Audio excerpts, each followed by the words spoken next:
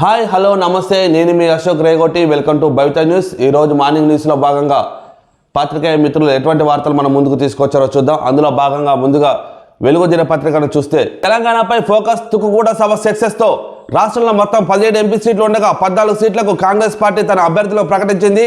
మరో 3 సీట్లలో త్వరలో ప్రకటించనుంది. తుక్కుగూడ జనజాతర సభ ద్వారా ఆ పార్టీ లోక్సభ ఎన్నికల శంఖం పూరించింది.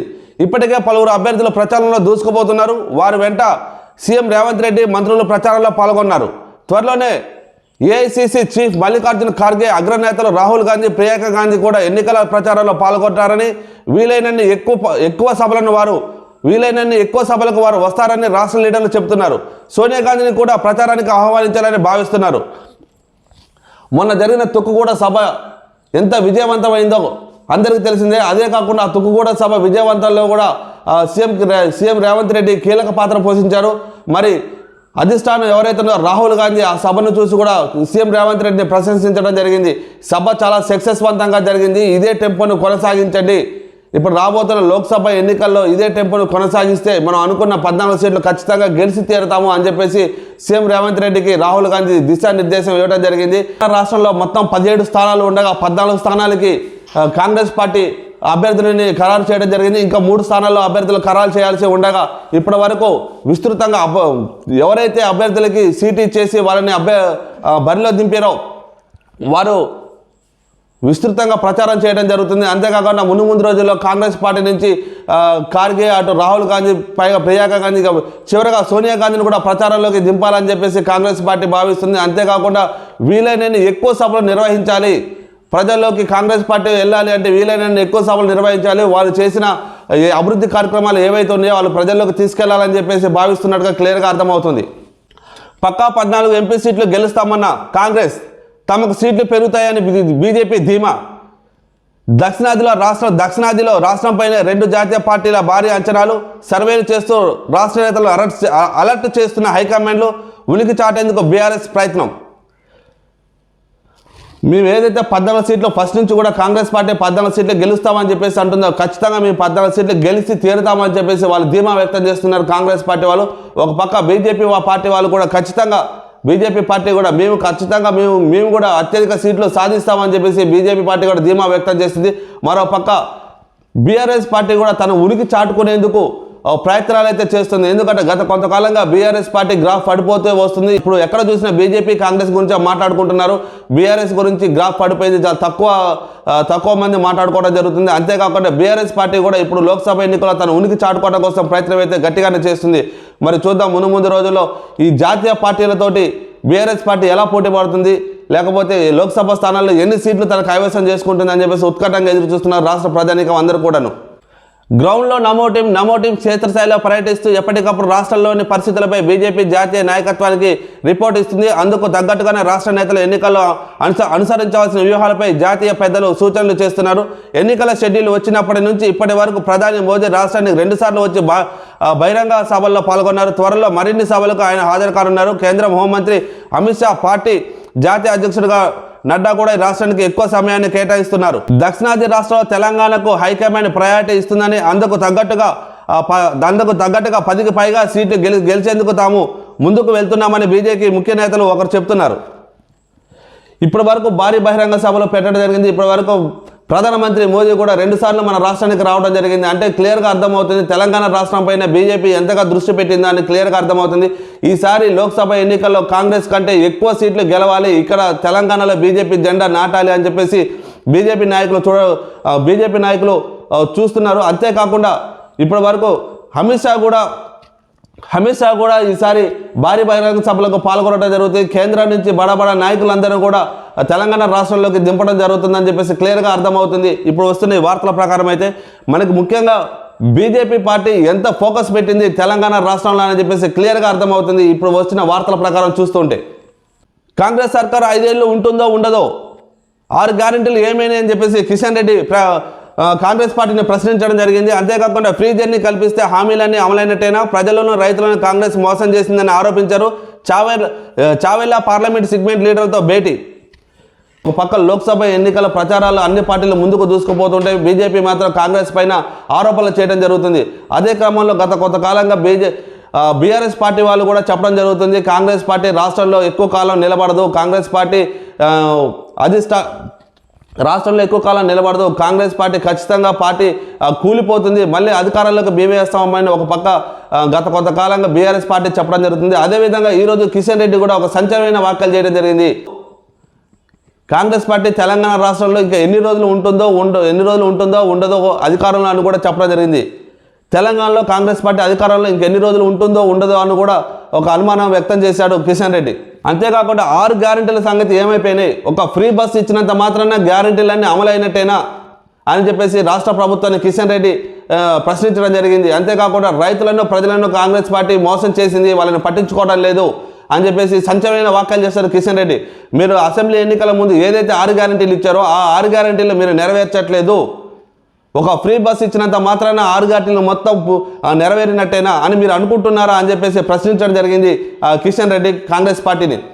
అంతేకాకుండా రాష్ట్రాల్లో కాంగ్రెస్ పార్టీ ఇంకా ఎంతకాలం ఉంటుందో కూడా తెలియదు అని చెప్పేసి ఒక సంచలనమైన వ్యాఖ్యలు అయితే చేశారు. గత కొంతకాలంగా పేపర్లో కూడా ఒకటే వార్త వినపడుతుంది, కాంగ్రెస్ పార్టీ తెలంగాణ రాష్ట్రంలో ఎక్కువ కాలం ఉండదు అని చెప్పేసి గతంలో కూడా బీఆర్ఎస్ పార్టీ ఒక సంచలన వ్యాఖ్యలు చేసింది. అదేవిధంగా ఈరోజు కిషన్ రెడ్డి కూడా అదే మాటలు చెప్పారు, రాష్ట్రంలో కాంగ్రెస్ పార్టీ ఎంతకాలం ఉంటుందో కూడా తెలియదు అని చెప్పేసి ఒక సంచలన వ్యాఖ్యలు చేశారు. కవితకు నో బెయిల్, మధ్యంతర బెయిల్పై పిటిషన్ తిరస్కరించిన కోర్టు బెయిల్కు కొడుకు పరీక్షకు సంబంధం లేదన్న జడ్జి, కొడుకు ఎగ్జామ్స్ ఉన్నాయని కోర్టుకు ఆశ్రయించిన కవిత బెయిల్ ఇస్తే సాక్షులను ప్రభావితం చేసే అవకాశం ఉందన్న ఈడీ వాదనలతో ఏకీభవించిన న్యాయస్థానం ఢిల్లీ లిక్కర్ స్కామ్ కేసులో అరెస్ట్ అయి తిహార్ జైల్లో ఉన్న బీఆర్ఎస్ ఎమ్మెల్సీ కవిత కోర్టులో చుక్కెదురైంది.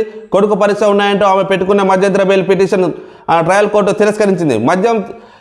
మధ్యంతర బెయిల్పై ఈడీ అభ్యంతరాలు కోర్టులో ప్రొడ్యూస్ చేసిన ఎవిడెన్స్ ఆధారంగా ఈడీ నిర్ణయం తీసుకున్నట్టు వెల్లడైంది. లిక్కర్ స్కామ్ కేసులో అరెస్ట్ అయిన కవిత తన చిన్న కొడుకు 11వ తరగతి పరీక్షల నేపథ్యంలో మధ్యంతర బెయిల్ ఇవ్వాలని ట్రయల్ కోర్టును ఆశ్రయించారు. అలాగే PMLA 45 ప్రకారం మహిళనైనా తనకు బెయిల్ ఇవ్వాలని కోరారు. మధ్యంతర బెయిల్ పిటిషన్ను ఈడీ తీవ్రంగా వ్యతిరేకించింది. గత కొంతకాలంగా తిహార్ జైల్లో ఉన్న కవిత తనకు బెయిల్ ఇవ్వలేదు, తన కొడుకు 11వ తరగతి చదువుతున్నాడు కాబట్టి తనకి నా అవసరం చాలా ఎంతగానో తనకు అవసరం ఉంది, నాకు బెయిల్ ఇప్పించండి అని చెప్పేసి కోర్టుకి పిటిషన్ వేయడం జరిగింది. కానీ కోర్టు మాత్రం తను ఇచ్చిన పిటిషన్ను తిరస్కరించడం జరిగింది.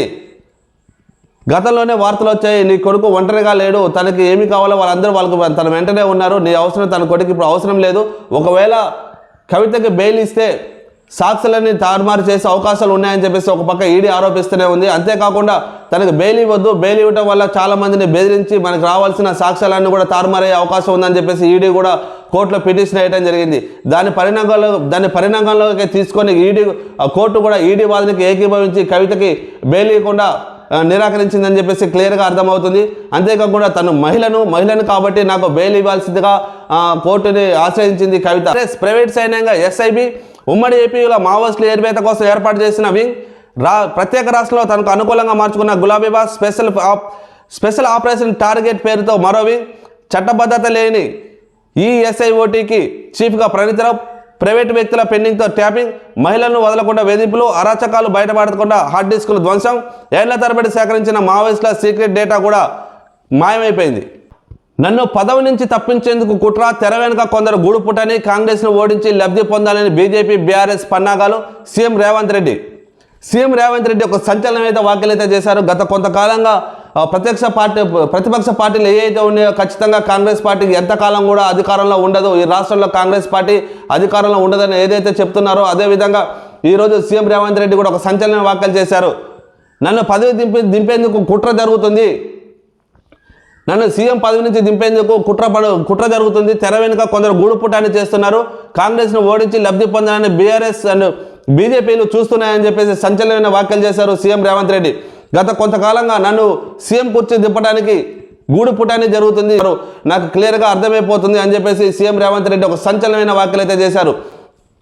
ఇందాక కిషన్ రెడ్డి మనం అనుకున్నట్టుగానే ఇందాక కిషన్ రెడ్డి వార్తలో ఒక సంచలన వ్యాఖ్యలు చేశారు. తెలంగాణలో కూడా ఎప్పుడు ఏమవుతుందో తెలియదు అన్నట్టుగానే కిషన్ రెడ్డి మాట్లాడడం జరిగింది.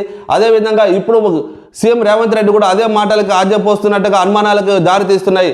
నా వెనుక కుట్రలు జరుగుతున్నాయి, నన్ను గద్దె దింపడానికి చాలామంది ప్రయత్నాలు చేస్తున్నారు, మాలోనే చాలామంది గూడుపుటాన్ని చేస్తున్నారని చెప్పేసి సీఎం రేవంత్ రెడ్డి చెప్పడం ఒక సంచలనంగా మారబోతుంది రాష్ట్రంలో ఈ వార్త మాత్రం.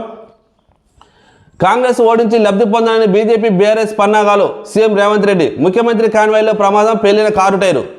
తనకు సీఎం పదవి నుంచి తప్పించేందుకు కుట్ర చేస్తున్నారని ముఖ్యమంత్రి రేవంత్ రెడ్డి ఆరోపించారు. అభివృద్ధి సజావుగా సాగుతుంటే తనను కింద పడేయాలని తెర వెనుక పెద్ద ఎత్తున కుట్రలు జరుగుతున్నాయని తెలిపారు. అభివృద్ధి కూడా సజావుగా సాగుతుంది. ఒక పక్క నేను అభివృద్ధిలో ముందుకు తీసుకెళ్తున్నాను, తెలంగాణ రాష్ట్రాన్ని ఒక పక్క ఆయనతో తీసుకెళ్తున్నాను, కానీ నా వెనుక కుట్రలు జరుగుతున్నాయి, నన్ను కుర్చీ లాగి కింద పడేయాలని చెప్పేసి చాలామంది చూస్తున్నారు అని చెప్పేసి సీఎం రేవంత్ రెడ్డి ఒక సంచలనమైన వ్యాఖ్యలు అయితే చేయడం జరిగింది. ఒక పక్క బీఆర్ఎస్ పార్టీ, మన పక్క బీజేపీ పార్టీ ఇప్పుడున్న రాష్ట్రంలో ఉన్నటువంటి సీఎం రేవంత్ రెడ్డి పైన ఒక పక్కన ఆరోపణలు చేస్తూ ఉంటే ఈరోజు సీఎం రేవంత్ రెడ్డి బహిరంగానే చెప్పడం జరిగింది, తన పైన కుట్ర జరుగుతుంది, ఖచ్చితంగా తనను సీఎం సీట్లో నుంచి లాగి కింద పడేయాలని చెప్పేసి చేస్తున్నారు. అది అధికార పార్టీ వాళ్ళ లేకపోతే ప్రతిపక్ష పార్టీ వాళ్ళ అనేది క్లియర్గా చెప్పకపోయినా తన పైన కుట్ర జరుగుతుందని చెప్పేసి క్లియర్గా సీఎం రేవంత్ రెడ్డికి అర్థమైపోయిందని క్లియర్గా మనకు అర్థమైపోతుంది. గత కొంతకాలంగా ఏ వార్తలు రావడం జరిగింది పేపర్లో కూడా. మరి ముందు రోజులు ఏం జరగబోతుంది అని చెప్పేసి ప్రజానీకం మొత్తం కూడా ఒక ఆసక్తిగా ఎదురు చూడటం అయితే జరుగుతుంది. త్వరలోనే మన ప్రభుత్వం కాంగ్రెస్ సర్కారు ఏ రాష్ట్రంలో 5 ఏళ్ళు పాలించలేదు, ఆ పార్టీ నేతలు సెల్ఫ్ గోల్ చేసుకుంటున్నారు. సిద్దిపేట జిల్లాను తీసేస్తే కర్ర కాల్చి వాత పెడతాం, ఎమ్మెల్యే హరీష్ రావు. రాష్ట్రంలో త్వరలో మళ్ళీ బీఆర్ఎస్ ప్రభుత్వం రాబోతుందని Siddipet MLA Harish Rao hot comments చేశారు. కాంగ్రెస్ వాళ్ళు సెల్ఫ్ గోల్ చేసుకుంటున్నారని, దేశంలో ఎక్కడ ఆ పార్టీ 5 ఏళ్ళు పాలన కొనసాగించలేదని చెప్పి తెలిపారు. హరీష్ రావు ఒక సంచలన వ్యాఖ్యలు అయితే చేశారు. ఒక పక్క బీజేపీలో ఉన్నటువంటి కిషన్ రెడ్డి కూడా సంచలన వ్యాఖ్యలు చేశారు. ఇప్పుడు హరీష్ రావు కూడా అదే కామెంట్లు కూడా చేయడం జరుగుతుంది. ఏ రాష్ట్రంలో కూడా కాంగ్రెస్ పార్టీ 5 ఏళ్ళు అధికారంలో లేదు, ఇప్పుడు తెలంగాణలో కూడా అధికారంలో ఉన్న కాంగ్రెస్ పార్టీ 5 సంవత్సరాలు ఉండదు, మళ్ళీ మన ప్రభుత్వమే రాబోతుంది అని చెప్పేసి ఒక ధీమాగా వ్యక్తం చేయడం జరిగింది. అంతేకాకుండా సిద్దిపేట జిల్లాను తీసేస్తే కర్రు కాల్చి వాత పెడతా అని చెప్పేసి ఘాటుగానే స్పందించారు హరీష్ రావు. సిద్దిపేట జిల్లా జోలికి వచ్చినా, సిద్దిపేట జిల్లా పేరు తీసేసినా సరే కర్రు కాల్చి వాత పెడతామని చెప్పేసి ధీటుగానే సమాధానం చెప్పారు హరీష్ రావు. అంతేకాకుండా రాష్ట్రంలో కాంగ్రెస్ పార్టీ ఎంతకాలం ఉంటుందో తెలీదు, మళ్ళీ ముందు మనమే రాబోతున్నాం, కాంగ్రెస్ పార్టీ ఎంతకాలం ఉండదు, ఖచ్చితంగా మళ్ళీ బీఆర్ఎస్ఏ మళ్ళీ ప్రభుత్వాన్ని ఏర్పాటు చేయనుందని చెప్పేసి ఒక హాట్ కామెంట్ చేశారు. అంతేకాకుండా ఇందాకే మనం చదువుకున్నాము, సీఎం రేవంత్ రెడ్డి కూడా తన పైన కుట్రలు జరుగుతున్నాయి, తనని సీఎం సీట్ దింపేందుకు చాలా కుట్రలు జరుగుతున్నాయని చెప్పేసి సీఎం రేవంత్ రెడ్డి చెప్పడం. ఒక పక్క కిషన్ రెడ్డి కూడా రాష్ట్రంలో కాంగ్రెస్ పార్టీ ఎంతకాలం ఉండదని చెప్పేసి కిషన్ రెడ్డి చెప్పడం. ఇప్పుడు అదేవిధంగా హరీష్ రావు కూడా అదే కామెంట్లు చేశారు. ఈ విధంగా చూస్తే కాంగ్రెస్ పార్టీ రాష్ట్రంలో ఏం జరగబోతుందని చెప్పేసి రాష్ట్రంలో ప్రధానికం అందరూ కూడా ఒక హాట్ టాపిక్గా మారిపోయింది ఈ యొక్క వార్త. అయోధ్య విషయంలో కాంగ్రెస్ ధైర్యం చేయలేదు, హిందువుల కళను బీజేపీ నెరవేర్చింది, విప్లవాత్మక నిర్ణయాలతో దేశం అభివృద్ధి. బీజేపీ మల్కాజ్గిరి అభ్యర్థి ఈటల రాజేందర్ ఒక సంచలనమైన వ్యాఖ్యలైతే చేశారు. అయోధ్య విషయంలో కాంగ్రెస్ ధైర్యం చేయలేకపోయింది, కాంగ్రెస్ పార్టీ కేంద్రంలో అధికారంలో ఉన్నంత కాలం కూడా అసలు అయోధ్య గురించి పట్టించుకోలేదు, అక్కడ రాముడి గుడి కట్టడానికి ధైర్యం చేయలేకపోయింది, అక్కడ మోదీ ధైర్యం చేసి రాముడి యొక్క గుడి కట్టడం జరిగింది. అయోధ్యలో ఎన్నో విప్లవాత్మకమైన నిర్ణయాలు తీసుకొని దేశాన్ని ముందుకు నడిపించారు నరేంద్ర మోదీ అని చెప్పేసి ఈటల రాజేందర్ చెప్పడం జరిగింది. అయోధ్య ఆలయాన్ని నిర్మించేందుకు కాంగ్రెస్ ధైర్యం చేయలేకపోయిందని బీజేపీ మల్కాజ్గిరి అభ్యర్థి ఈటల రాజేందర్ విమర్శించారు. అయోధ్యలో ఆలయాన్ని కట్టడానికి కాంగ్రెస్ పార్టీ ధైర్యం చేయలేకపోయింది, అసలు అటువైపే చూడలేకపోయింది, దాన్ని బీజేపీ పార్టీ హిందువుల కళలను నెరవేర్చింది. ఖచ్చితంగా బీజేపీ ఈసారి గెలుస్తుంది, అయోధ్య కూడా ఒక సెంటిమెంట్గా బీజేపీకి బలపడుతుంది అన్నట్టుగానే ఈటల రాజేందర్ చెప్పడం జరిగింది.